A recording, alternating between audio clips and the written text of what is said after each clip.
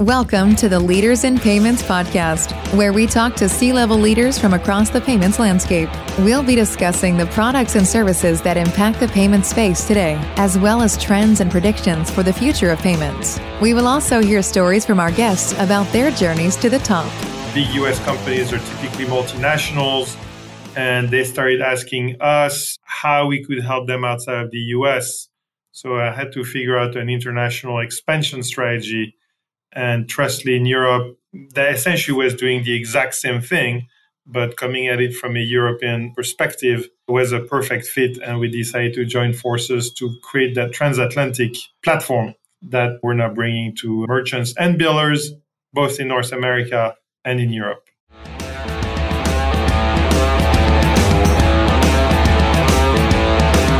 That was Alex Gonthier, the CEO of Trustly, and he is my special guest on this episode 207 of the Leaders in Payments podcast. And I'm your host, Greg Myers. Before we get into this episode, I wanted to make you aware of some opportunities we have here at the Leaders in Payments podcast. We have various sponsorship opportunities, including our upcoming Diversity and Inclusion Month in March. We're also launching a new series of podcasts called The Pulse of Payments, where we're focusing on specific topics for an entire month. For example, we'll be covering embedded finance, open banking, cross-border payments, and more. And finally, if you've ever thought about starting your very own business podcast, please reach out. We're B2B podcasting experts as well, and can help you launch your own podcast and can help you launch and market your very own podcast.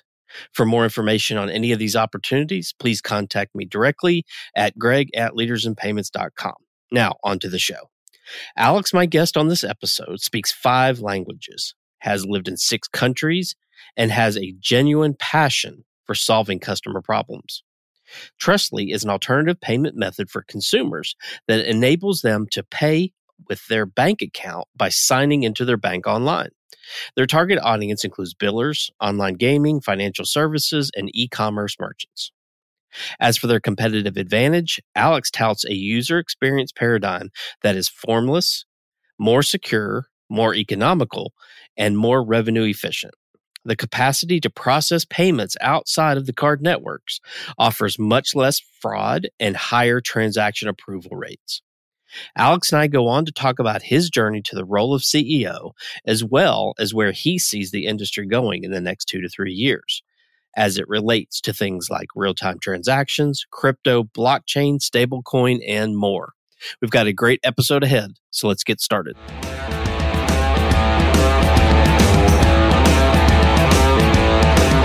Hi, Alex. Thank you for being here, and welcome to the Leaders in Payments podcast. Hi, thanks very much for having me.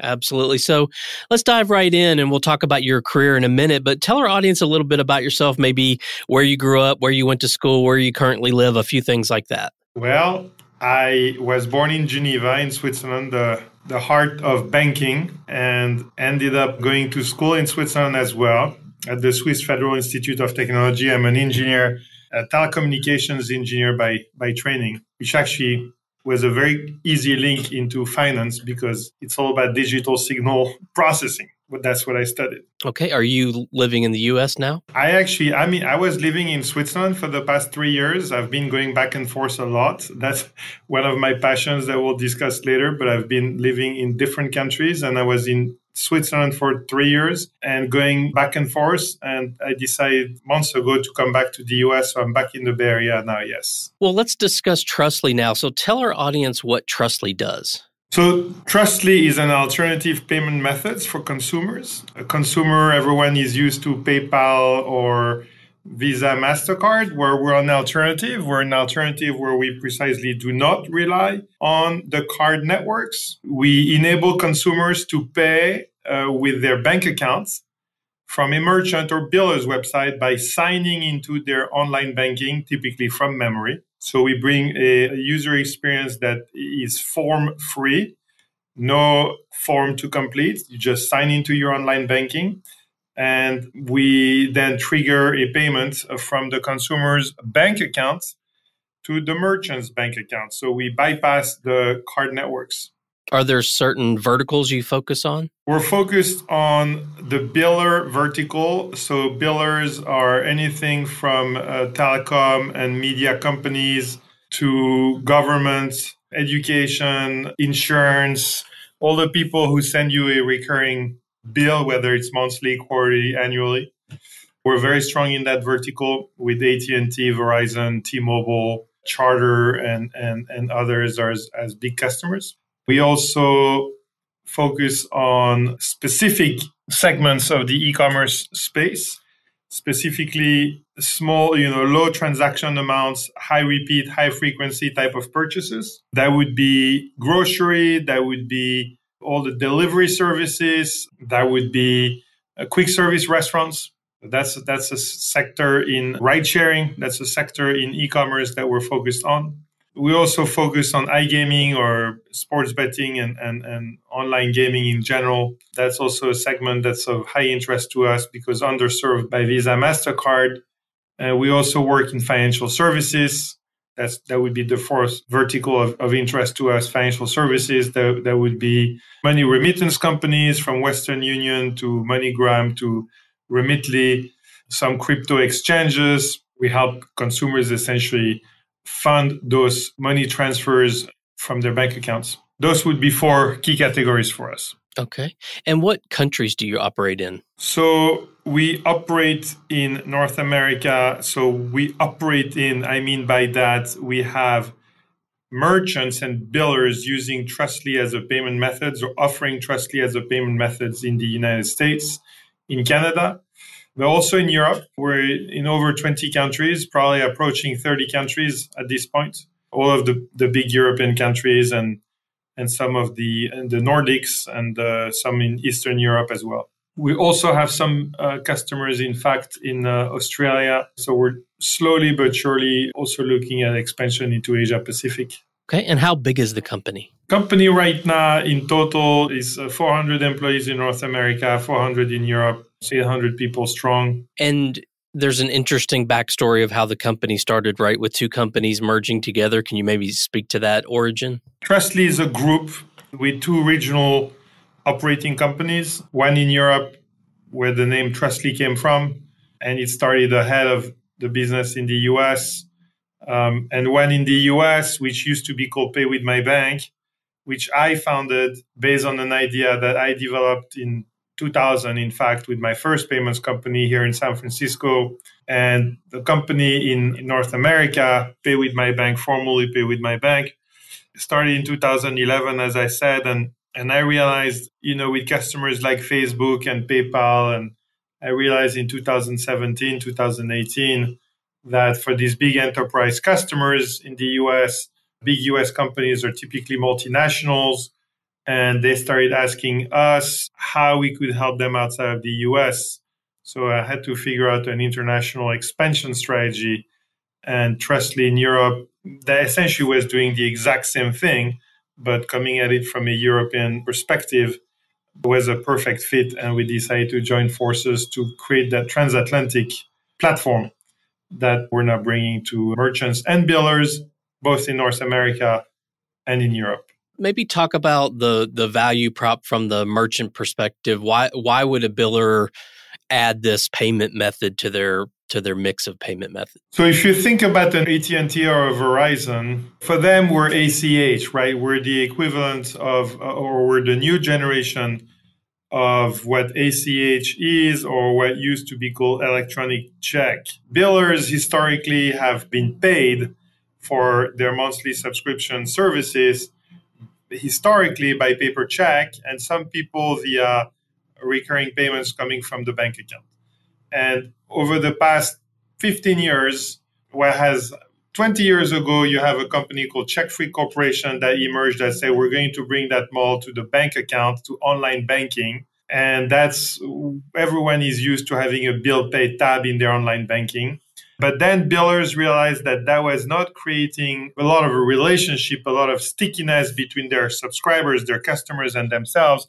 So they, like everyone else over the past 20 years, started investing in their own websites and not mobile apps to have a stronger customer relationship. And as part of that development, they brought the payment function into their website, into their apps.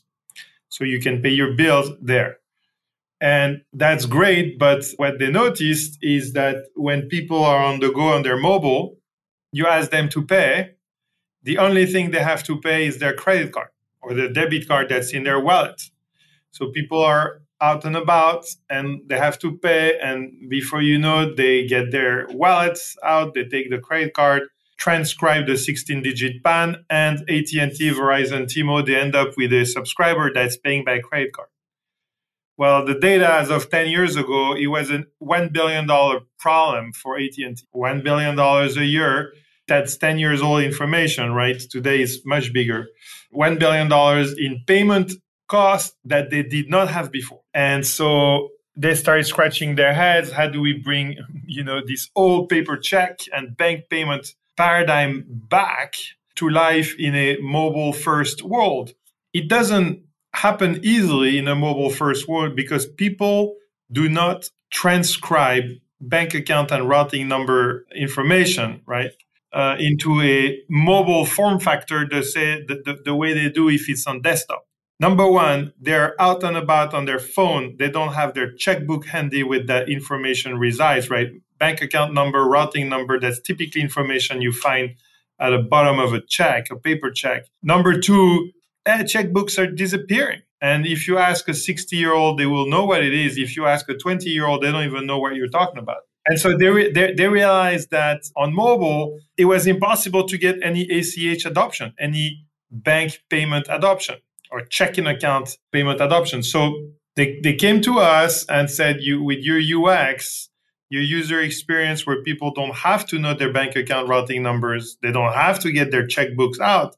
You just ask them to sign in from memory into their Chase or Bank of America or Wells Fargo or PNC bank accounts, then it's going to work. And that's exactly what we did. And what we observed with these billers is that they literally went from, this is based on information that we heard from AT&T, right?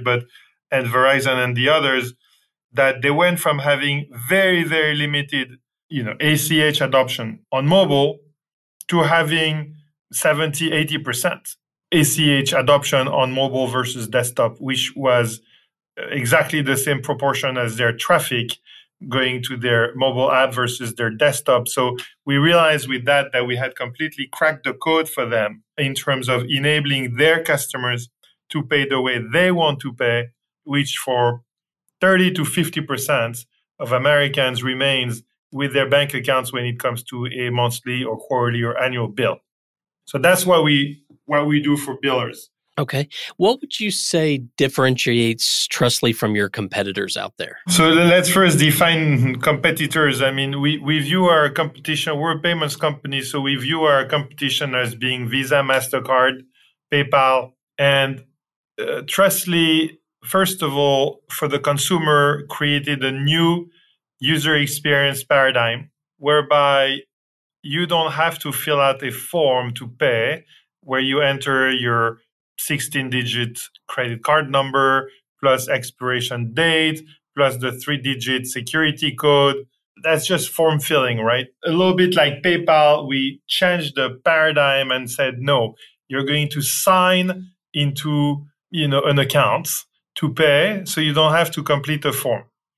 And the account, in the PayPal case, you have to create a PayPal account. So you would say right now, most people have a PayPal account. It's no longer a challenge. But in fact, people don't use their PayPal account the same amount of time as frequently as they use their bank account. Therefore, they don't remember their PayPal password the same way they remember their bank password, because people check their bank account 2-3 times a week to see where they stand and review transactions. So we relied on the bank account. So you sign into your online banking from memory, because memorization rate for your bank credentials is very high because of the frequency of use.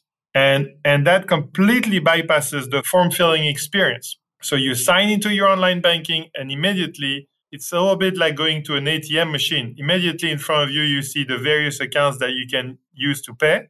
You click on the account that you want to use and you're done. So we changed the paradigm as far as the user experience is concerned, making it a time saver and a very convenient experience for consumers. Also highly secure, by the way, because it's not just the 3-digit security code that you have to enter on the back of your card, right, to pay online. It's literally going through your bank's authentication process, which includes user ID, password, and then the one-time code that you receive via SMS to your mobile phone.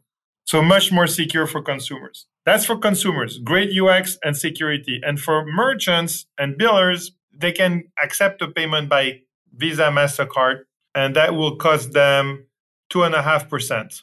Okay. And that, by the way, that fee is going up every year. 2.5%.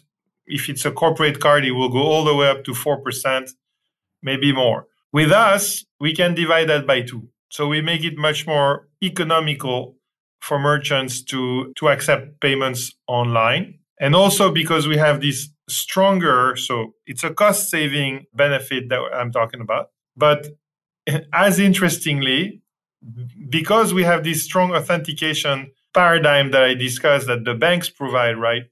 We have less fraud. If we have less fraud, naturally less fraud because we keep fraudsters at bay more easily than with a card instrument. If we have less fraud, we can have higher transaction approval rates. So a card that typically declines 10% of transaction approval requests, it means that out of 100 people trying to pay, only 90 will get to pay, the others will get declined. In our case, if we approve 92 for the merchant, it means more revenue. So we have this double effect of reducing costs and increasing or driving revenue for them with a higher approval rates. Where do you see all this headed in, say, the next 2 to 3 years? I mean, are there going to be, is it a matter of growing, the future of your company and the industry is just getting more billers on board? Are there technologies that are going to replace some of the things you're doing? Where do you see it all heading? So for us right now, our goal is to become the next PayPal. It's an ambitious goal, but that's what we're after. We're executing against our sales strategy of essentially signing up more billers and merchants. So this is simply an expansion strategy, right? Executing against our plan. And I will say in terms of technology, we started the business at a time where only ACH was available as a bank account to bank account transfer network. So we rely on ACH today for most of our volume, but no longer for all of our volume. There is a good portion of our volume now that we switch to through the RTP network of the clearinghouse, which is a real-time bank account to bank account payment network.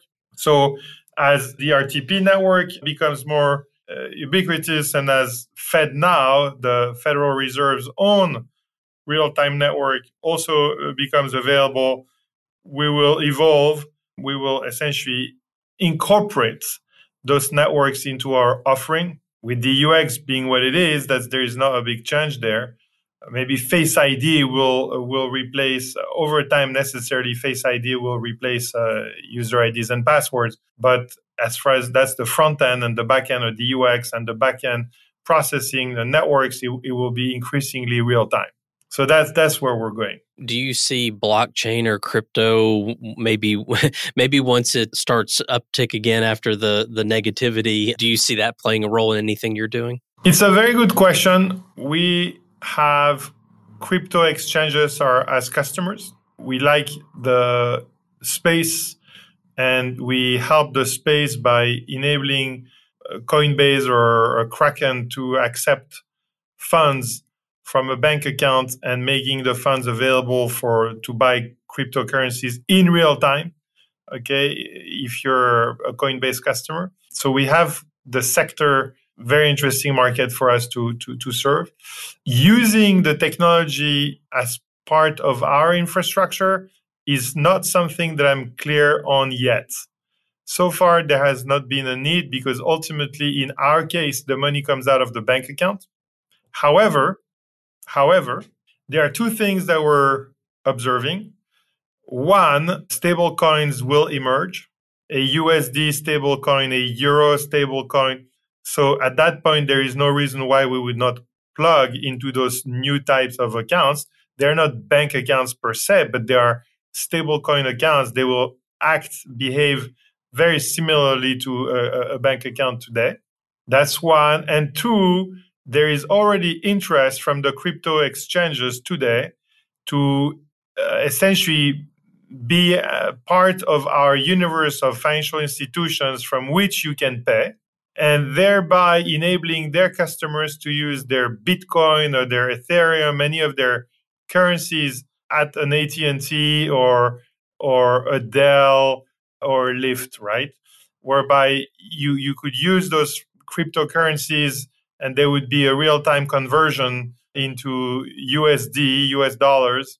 So that link is in the process of being discussed with the industry. There is demand, and you can think of it as almost as a foreign currency operation, right? Where you have one currency that's where you hold your funds in one currency and you're going to pay in another currency. So you pay in USD, the merchant expects US dollars, and there is this foreign exchange in the middle. So that is how we're thinking right now about operating in the crypto or blockchain space. As far as our own infrastructure, again, today I don't have a clear view. Well, let's switch gears a little bit and talk about you. So maybe tell us about your journey, how you became the CEO there. Maybe fill in the gap between graduating college as an engineer to founding and being the CEO there. So I graduated with my master's in communication systems in 94. I was doing my internship, my master's thesis I wrote in a Stanford spin-off in telecom. And so that's how I arrived in Silicon Valley, 94 January. And I was used to all the tools that we then used in academia. And, I was using the Mosaic browser back in university and links, even the character oriented, no images back in the days. And so I set up, imagine that there was a term in those days, it was called an intranet. And I built the first intranet of the company of 12 or 15 that I had just joined, with actually amazing people in Silicon Valley, a team that everyone ended up becoming very visible in industry. And I set up the first intranet because we were doing research, working on papers, writing papers. And I thought it would be much simpler to share. And, it's an accident. You just do that because you just came out of university and you realize that it was easy. That's the way you do things. And all of these other colleagues who were from Cal or Stanford with their PhDs, they were just, I guess, 5 years, 7 years older than me, and they had not seen browsers yet. And they thought it was brilliant. They loved it. And so I thought to myself, wow, these guys they think it's great. So I literally overnight decided that the internet was going to be something, because I got this very strong response from the team. At the same time, Netscape emerged. It was a 12-month-old company, and I started identifying them, and they went public. And then I realized, okay, that is going to be big. So I overnight incorporated a company and started advising large enterprises that wanted to build websites. That was in 95, and I did some work. I did all of the Club Med websites and then Sony and others. It was interesting technically speaking as well, because you had to connect to mainframe systems if you wanted to do e-commerce. So I got exposed via my technical skills, because I was not the guy just creating the look and feel. I was more the guy working on the core tech.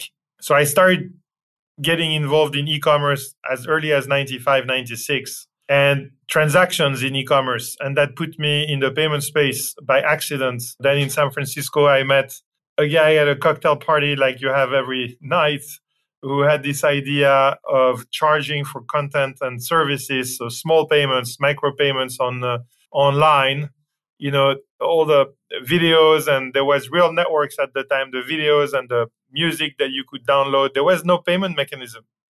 And so there was no commerce that could develop around content. Everything was free. So free means not the interesting stuff. And so we developed the first content charging platform. A company was called IPIN. We raised capital from the best VCs, the absolute best VCs in Palo Alto, Excel Partners and Cellular Ventures, and had the former CEO of Apple, Gil Amelio, who joined us as an angel investor. And look, the rest is history. I mean, in those days, we were pioneers, and we signed up AT&T, and we signed up Verizon and AOL. And in the US and in Europe, we had Vodafone and British Telecom and France Telecom and Deutsche Telekom. And we grew that business, content charging, not going against the bank accounts, not going against credit cards, but putting these small charges onto the telecom bill or ISP bill and later on broadband bill, right? So think of it as the 900 number business, which is no longer in existence in the US, but where you could buy some services by calling these special numbers that were surcharged and they would show up on your bill. So we built that. That was one dimension, one business line. The other business line was with General Motors and McDonald's and others. We created the first, what was at the time called proximity payments platform. So today it would be called NFC, contactless payments.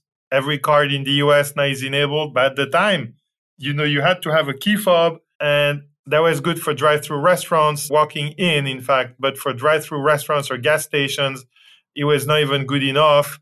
So with GM, we decided to leverage the transponder in the vehicle as your payment method. So today, everyone knows that their card, their Visa, MasterCard is contactless. You can tap. Well, at the time, there were antennas at gas stations and drive-through restaurants, and it would read the transponder in the vehicle, and we would communicate with it and connect it to a bank account, credit card, or otherwise. That was the second business line. And the third one was exactly what Trustly is about today.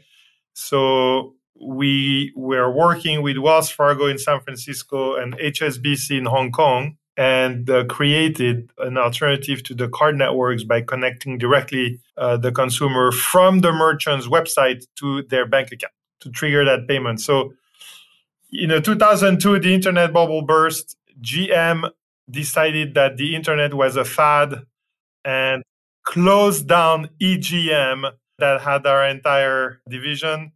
Wells Fargo decided that the internet was a fad and wrote off $1.5 billion of internet investments and threw us out, like, throwing the baby out with the bathwater. So, I mean, literally, I saw it all. And so it was fascinating. But the telecom players actually had a revenue stream with us and had enabled premium content, downloadable ringtones that you could charge for, downloadable logos, downloadable videos that you could charge for. Imagine that is the ancestor, the predecessor to the App Store. And so that business carried on and grew. And that actually is what made the company successful. That company was ultimately sold to Intel Corporation. After that, I started a few other companies in the payment space. One is called Boku now. It's listed on the London Stock Exchange. And we replicated that telco or carrier billing based payment method, but now it's live in 80 countries, and every teenager in 80 countries that it plays on the Xbox, on PlayStation, on Facebook, on that wants, or even, by the way, downloads an app from the App Store or from Google Play and charges whatever the premium content they just downloaded to their phone bill. That goes through the Boku infrastructure that I built at the time. And then look, I have a few more stories around companies. I have another IPO with Eventbrite, where I was part of the team that created the Eventbrite Europe business, which we merged with and into Eventbrite before going public.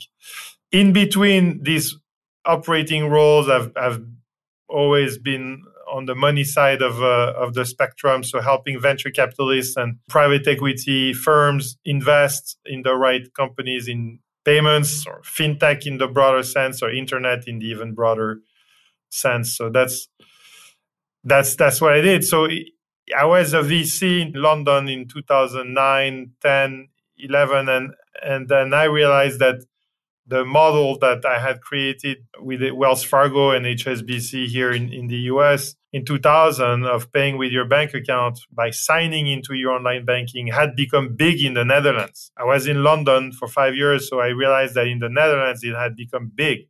First incarnation, right? For Wells Fargo, the internet was a fad. And 10 years later, what you see is in the Netherlands, 70% of online transactions were going this way. And then I saw the same thing emerge in Germany.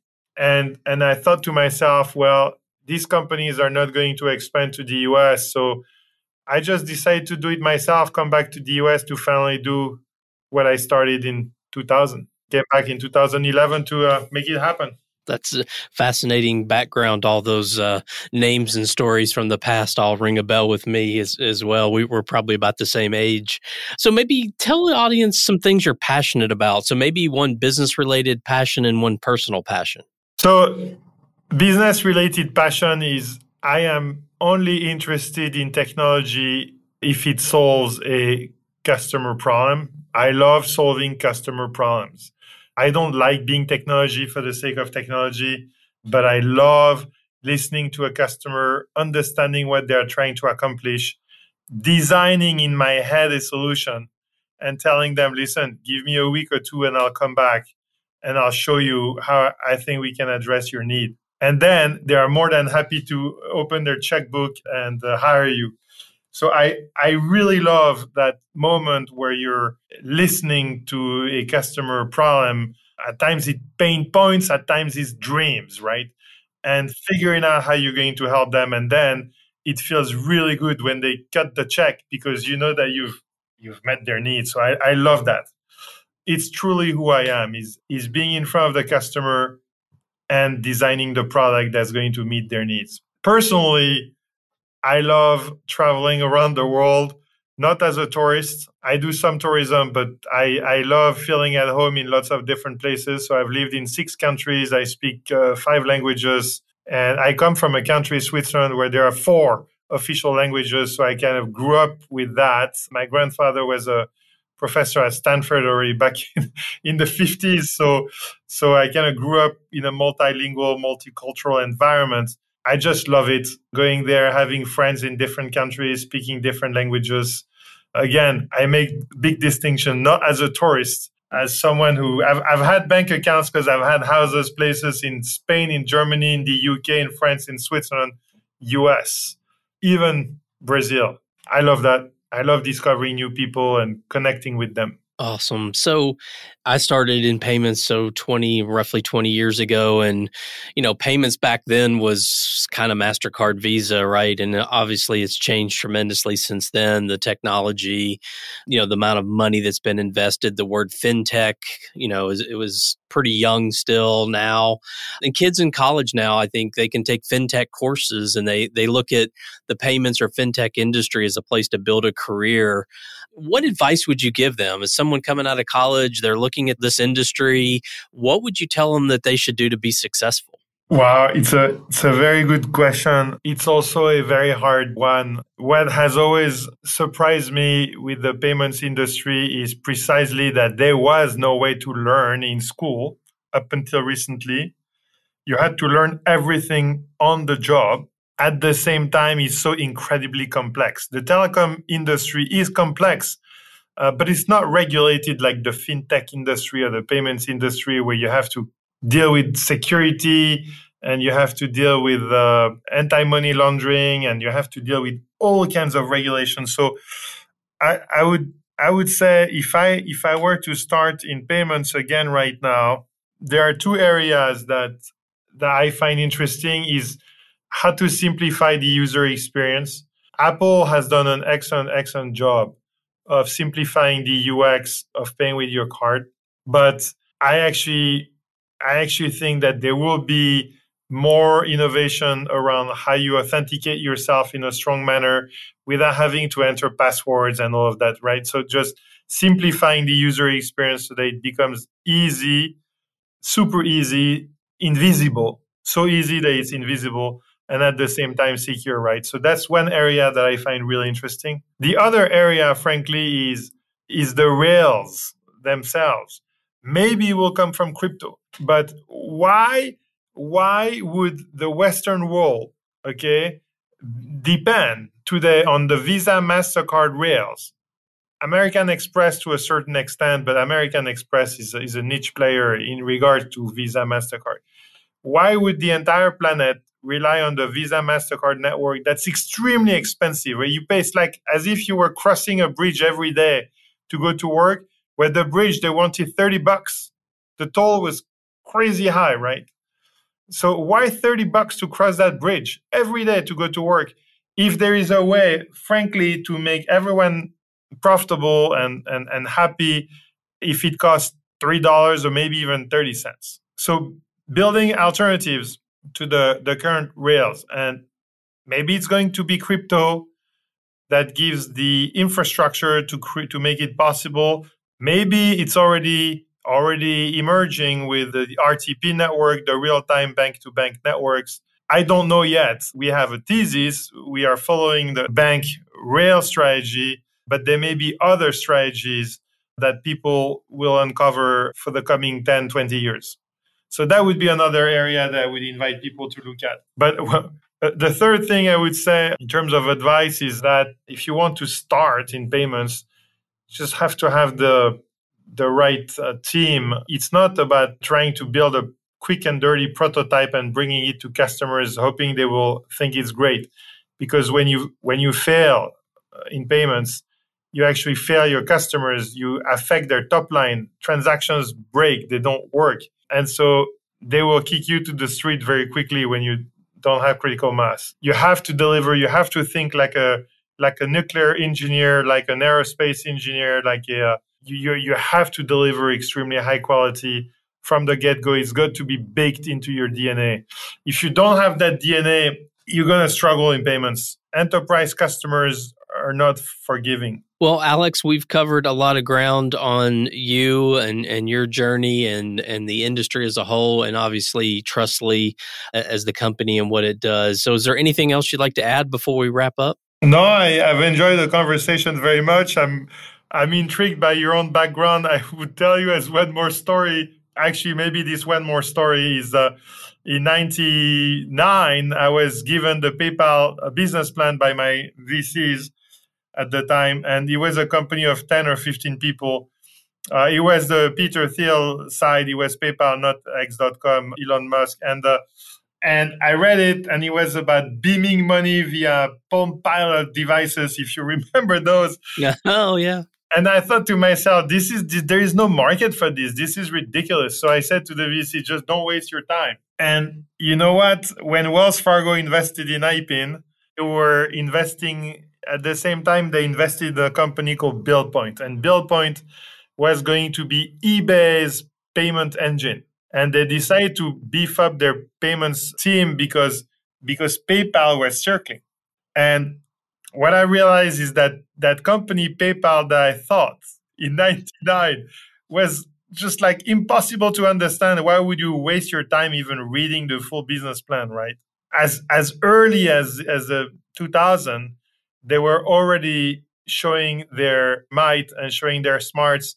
And Bill Pay ended up being a write-off by Wells Fargo and eBay. It was a joint venture. And PayPal won. And look at PayPal today. So for me, I've also learned that, you have to have a vision from the very beginning. And everyone is going to try to prove you wrong and laugh at you. If you believe in your vision, just keep going, and you may actually prove everyone else wrong. Yeah, that's a great story. I appreciate it. That's good advice too. And I appreciate you sharing that. Well, thank you so much for being on the show. I really enjoyed it. And I know your time is valuable, so I want to respect that. But I really appreciate you being on today. Thank you very much. I enjoyed it as well. And to all you listeners out there, I thank you for your time as well. And until the next story. Thank you for joining us this week on the Leaders in Payments podcast. Make sure you visit our website at leadersinpayments.com, where you can subscribe to the show and where you'll find our show notes. If you enjoyed listening, please share on your social channels as well.